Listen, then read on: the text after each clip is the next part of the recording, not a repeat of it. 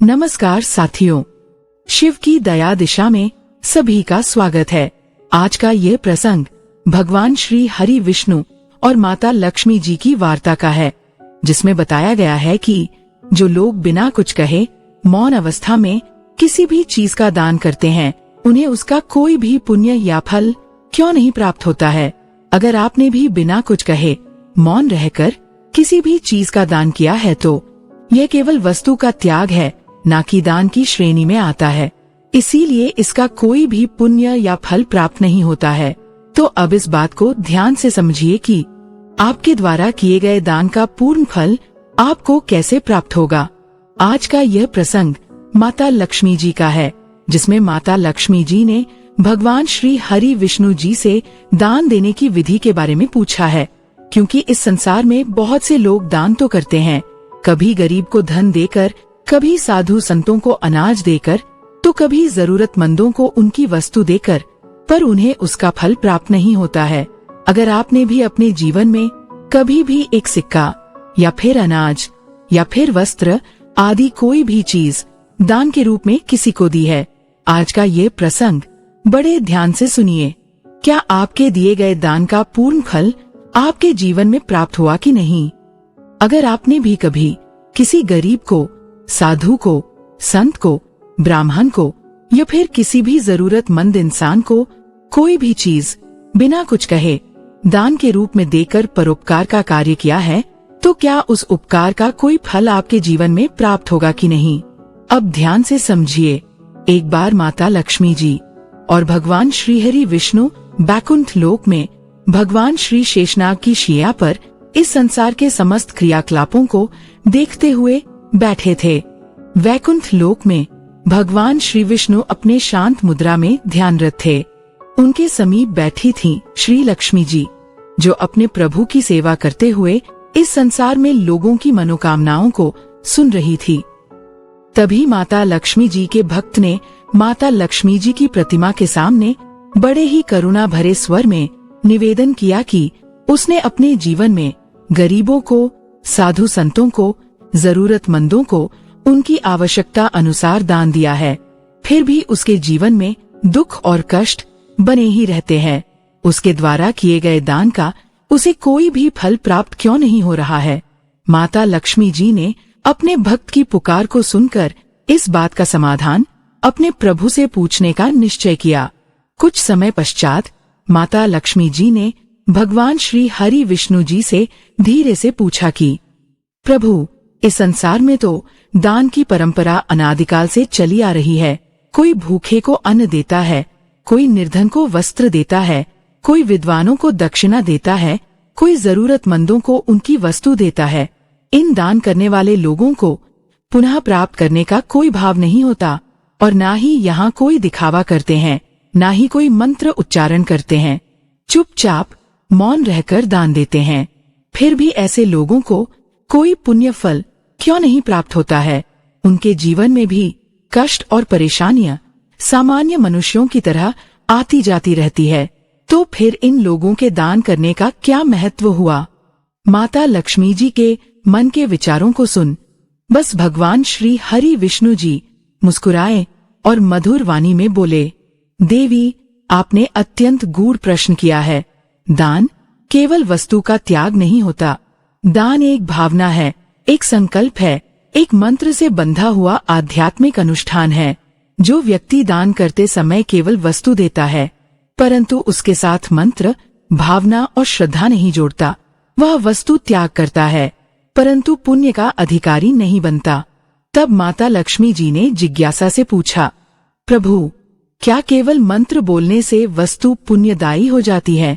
भगवान श्री हरि विष्णु जी ने उत्तर दिया, किसी भी इंसान के द्वारा दान करते समय न केवल मंत्र बल्कि सही भाव और संकल्प के साथ किया गया दान ही पुण्य फल देता है। देखो देवी, जिस प्रकार कोई दीपक बिना बाती और तेल के केवल एक मिट्टी का पात्र होता है, वैसे ही मंत्र के बिना किया गया दान केवल एक वस्तु का त्याग बनकर रह जाता है। जब व्यक्ति संकल्प पूर्वक, श्रद्धा सहित और ईश्वर को साक्षी मानकर मंत्र उच्चारण के साथ दान करता है, तभी वह दान ब्रह्मांडीय ऊर्जा में परिवर्तित होकर उसके जीवन में कृपा और सुरक्षा का कवच बनता है।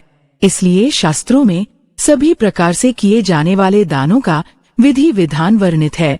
हर प्रकार के दानों के लिए एक विशेष मंत्रोच्चारण होता है जो कि ब्राह्मणों द्वारा किया जाता है। मंत्रोच्चारण के साथ किया गया दान ही व्यक्ति के जीवन में फलदायी होता है और बिना मंत्रोच्चारण के किया गया दान केवल वस्तु का त्याग होता है।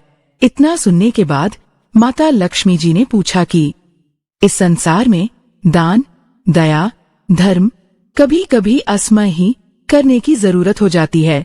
यहाँ पर कोई भी ब्राह्मणों की उपस्थिति संभव नहीं होती है और इंसान करुणावश दान करता है। तो प्रभु, क्या आप कोई ऐसा मंत्र बता सकते हैं जो सामान्य जन अपने जीवन में स्मरण रख सके और दान करते समय जप सके, ताकि उनके द्वारा असमय ही किया गया दान उनके जीवन के पुण्य फल में सम्मिलित हो सके। तब भगवान विष्णु जी मुस्कुराए और बोले, देवी, अवश्य। जो लोग ब्राह्मणों की उपस्थिति में दान नहीं कर सकते, जिन्हें विधि पूर्वक दान करने का समय या संसाधन नहीं मिलता, या फिर असमय ही दान करने की आवश्यकता पैदा हो जाती है, तो ऐसे दानी लोग भी किसी भी समय दान करते हुए यदि इस एक मंत्र को स्मरण कर लें तो उनका दान पुण्य में परिवर्तित हो जाता है। अब बड़े ध्यान से सुनिए। भगवान श्री हरि विष्णु जी द्वारा माता लक्ष्मी जी को इस संसार को समस्त जनमानस के कल्याण के लिए वह एक आसान मंत्र बताया गया, जिसे उच्चारित करने के लिए किसी भी ब्राह्मणजन की आवश्यकता नहीं होती है। इस संसार का प्रत्येक मानव किसी भी भावना से दान करते समय इस मंत्र को उच्चारित कर सकता है। मंत्र है ओम नमः शिवाय, सर्वदुख विनाशाय, सुख समृद्धि प्रदायिनी वस्तु समर्पयामि। इस मंत्र का उच्चारण करते हुए जो व्यक्ति अन्न, वस्त्र, धन या कोई भी वस्तु देता है, वह न केवल वस्तु देता है बल्कि ईश्वर को अर्पण करता है। यह मंत्र उस वस्तु को दैविक बना देता है। तब प्रसन्नता से भरे हुए मन से माता लक्ष्मी जी ने कहा, ये तो अत्यंत सरल, मधुर और प्रभावशाली मंत्र है। प्रभु, क्या इसका कोई जीवंत उदाहरण आप मुझे बता सकते हैं? तब भगवान श्री हरि विष्णु जी ने अपनी दृष्टि को स्थिर करते हुए कहा कि देवी, एक कथा जो धरती पर घटित हुई, जो मंत्र उच्चारित कर किए गए दान की महिमा को बताती है।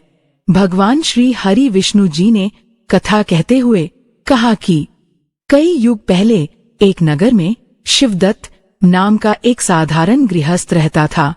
उसका जीवन अत्यंत सामान्य था, न अधिक धन, न कोई वैभव, किंतु उसका हृदय करुणा और श्रद्धा से भरा हुआ था। प्रतिदिन अपने छोटे से घर के बाहर आने वाले साधु, भिक्षु या गरीबों को वह कुछ न कुछ दान देता, कोई कपड़ा, अन्न, सिक्का या फल। एक समय नगर में अकाल पड़ा, वर्षा नहीं हुई, अन्न नहीं उगा और लोग भूख से व्याकुल हो उठे। शिवदत्त के घर में भी अन्न का भंडार समाप्त होने को था। फिर भी वह अपने घर आए, किसी भी भूखे को खाली हाथ नहीं लौटाता। लेकिन एक दिन एक वृद्ध साधु द्वार पर आया। उसके वस्त्र फटे हुए थे और वह भूख से कांप रहा था। शिवदत्त ने देखा कि घर में केवल 2 रोटियां बची थीं, एक उसकी पत्नी के लिए और एक उसके पुत्र के लिए। उसने बिना देर किए एक रोटी साधु को दे दी। उसके ऐसा करने पर पत्नी ने कहा, अब हम क्या खाएंगे? तब शिवदत्त ने मुस्कुराकर अपनी पत्नी से कहा, मैंने वह रोटी मंत्र जपते हुए भगवान शिव को समर्पित करते हुए दी है। जिस प्रकार से ईश्वर ने हमारे द्वारा द्वार पर आए हुए साधु की आवश्यकता पूरी की है, उसी प्रकार ईश्वर अब हमारी भी आवश्यकता पूरी करेंगे। उन्होंने अब हम पर कृपा करनी ही होगी, क्योंकि ईश्वर कभी भी अपने भक्तों का अनहित नहीं करते और ना ही देखते हैं। शिवदत्त ने अपनी पत्नी से कहा कि उसने साधु को रोटी देते हुए अपने मन में मंत्र जपा है, ओम नमः शिवाय, सर्वदुख विनाशाय, सुख समृद्धि प्रदायिनी वस्तु समर्पयामि। और साधु ने रोटी ग्रहण कर आशीर्वाद दिया, तुम्हारा जीवन कभी दुख से ग्रस्त नहीं होगा, तुम्हारे घर लक्ष्मी कभी नहीं जाएगी। अगले ही दिन नगर में अचानक वर्षा हुई, खेतों में हरियाली लौट आई, साग सब्जियों के बगीचे भी हरे भरे हो गए। जिससे शिवदत्त के परिवार के लिए पर्याप्त भोजन की व्यवस्था हो गई। इस प्रकार से भगवान श्री हरि विष्णु जी के द्वारा कही गई कथा को सुनकर और मंत्रोच्चारण के साथ किए गए दान की महिमा को सुनकर माता लक्ष्मी जी अति संतुष्ट हुई और प्रसन्नता भरे स्वर में भगवान श्री हरि विष्णु जी से कहा कि प्रभु, कितना सरल उपाय है, किंतु कितने लोग इसे जानते हैं। तब भगवान श्री हरि विष्णु जी ने माता लक्ष्मी जी को कहा कि देवी, यही कारण है कि आज मैं आपको यह ज्ञान दे रहा हूँ, ताकि आप संसार में इस मंत्र और भावना का प्रचार करो। साथ ही साथ जो लोग भी इस संसार में इस दिव्य ज्ञान को अधिक से अधिक लोगों तक पहुंचाने का माध्यम बनेंगे या फिर किसी भी माध्यम से अन्य लोगों तक इस ज्ञान का प्रसार करेंगे, तो उन लोगों पर भी मेरी और आपकी कृपा सदा ही बनी रहेंगी। लोग केवल दान देकर न सोचें कि उन्होंने पुण्य कमा लिया है, जब तक वह वस्तु मंत्र सहित भावना सहित ईश्वर को समर्पित न हो। वह केवल त्याग है, पुण्य नहीं। इस प्रकार वार्ता के अंत में माता लक्ष्मी जी ने कहा कि मैं अवश्य यह संदेश पृथ्वी लोक में भेजूंगी। हर गृहस्थ, हर साधक, हर व्यक्ति को यह स्मरण कराना आवश्यक है कि दान, मंत्र और श्रद्धा का संगम ही उसके जीवन में सुख और समृद्धि लाता है। फिर माता लक्ष्मी जी ने इस संसार के समस्त जनमानस के कल्याण के लिए कहा कि दान को केवल वस्तु का त्याग न समझें। दान करते समय इस मंत्र को स्मरण करें। ओम नमः शिवाय, सर्वदुख विनाशाय, सुख समृद्धि प्रदायिनी वस्तु समर्पयामि। यह मंत्र आपके द्वारा दी गई वस्तु को ईश्वर तक पहुंचाता है। वह वस्तु, वह अन्न, वह वस्त्र केवल किसी को दिया गया सामान नहीं, बल्कि ब्रह्मांड को अर्पित एक ऊर्जा बन जाती है। मंत्र के साथ किया गया दान आपके जीवन में ईश्वर की कृपा का द्वार खोलता है, दुखों का अंत करता है और सुखों की वर्षा करता है। आशा करती हूँ कि आप भी आज के बाद किसी भी प्रकार का दान करते समय इस मंत्र को एक स्मरण में रखकर अपने किए गए दानों को अपने जीवन के पुण्य फल से अवश्य जोड़ पाएंगे। यदि आपको आज का ये प्रसंग ज्ञानवर्धक लगा हो तो हमारे चैनल को लाइक, शेयर एवं सब्सक्राइब करें और जरूरतमंदों तक जरूर पहुंचाएं। आपका एक प्रयास किसी के जीवन में खुशी ला सकता है। और अंत में फिर वही बात जो मैं हमेशा आपसे कहती हूँ, कर दिखाऊं कुछ ऐसा जिससे लोग कहें वाह, करना चाहिए आपके जैसा। अपना कीमती समय देने के लिए बहुत बहुत धन्यवाद। श्री शिवाय नमस्तुभ्यम। हर हर महादेव। फिर मिलेंगे अगले प्रसंग में।